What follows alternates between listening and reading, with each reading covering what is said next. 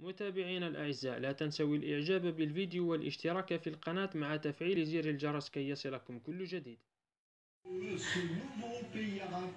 Regardez, regardez, regardez ce jour, marquez ce jour, vraiment c'est la Nakba pour nous, c'est notre Nakba.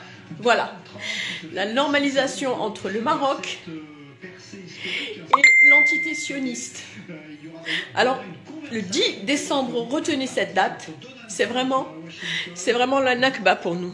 Incompréhensible, même si il y avait des échanges officieux, mais comme ça, de façon officielle, annoncer une normalisation avec l'entité sioniste.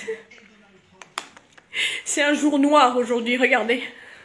C'est un jour noir, voilà.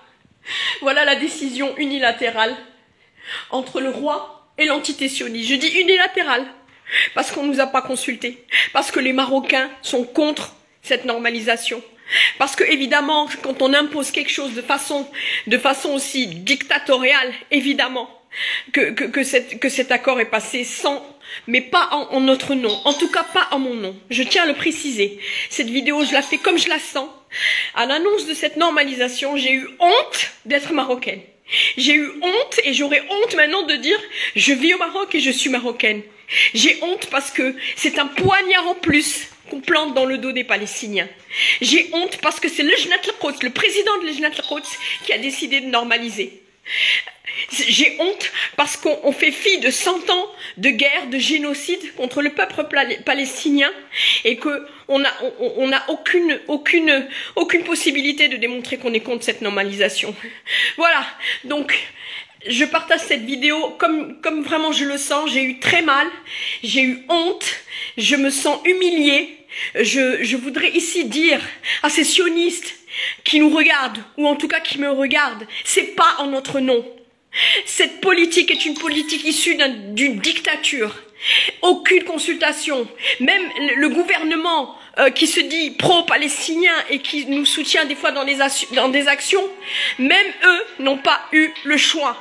Donc sachez bien, sionistes, sachez bien tous les dirigeants, c'est pas en notre nom. D'accord, vous allez nous l'imposer comme vous imposez toujours tout, mais c'est pas en mon nom en tout cas. En tout cas, c'est pas en mon nom. Toute ma vie, j'ai lutté contre cette normalisation. Pas de normalisation avec des fascistes, avec des sionistes. Et s'ils viennent, qu'ils sachent qu'ils viendront, mais malgré nous, c'est honteux.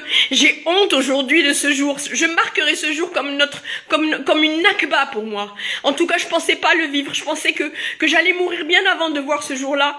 Malheureusement, je le vis et je m'y attendais pas, même si officieusement, dans la traîtrise et dans la sournoiserie, il y avait des échanges avec l'entité sioniste. On se le cache pas, mais comme ça, de façon officielle, annoncé comme ça au monde entier et passé dans des chaînes israéliennes comme cet accord, je suis vraiment dégoûtée. Donc, je partageais cette vidéo et dites-le haut et fort. Moi, Sadia El Wallous, je refuse cet accord. Moi, Sadia El Wallous, je vais à l'encontre de la décision du roi Mohamed VI, dont je me détache complètement. C'est inadmissible et qu'advienne ce qui adviendra, je refuse cette normalisation. C'est une honte pour nous Marocains. Vraiment une honte. Vous n'avez pas le droit de nous faire subir ça. Jamais, jamais l'entité sioniste ne sera l'ami du Maroc ou l'ami des Palestiniens ou l'ami de qui que ce soit sur cette planète. C'est un mal absolu. Et il n'y a pas de normalisation avec le mal absolu. Donc moi je voulais le dire clairement, je me désolidarise complètement avec cette normalisation qui est une honte éternelle et ce 10 décembre 2020, je m'en souviendrai toute ma vie et vous devriez aussi vous en souvenir. C'est lamentable, c'est une catastrophe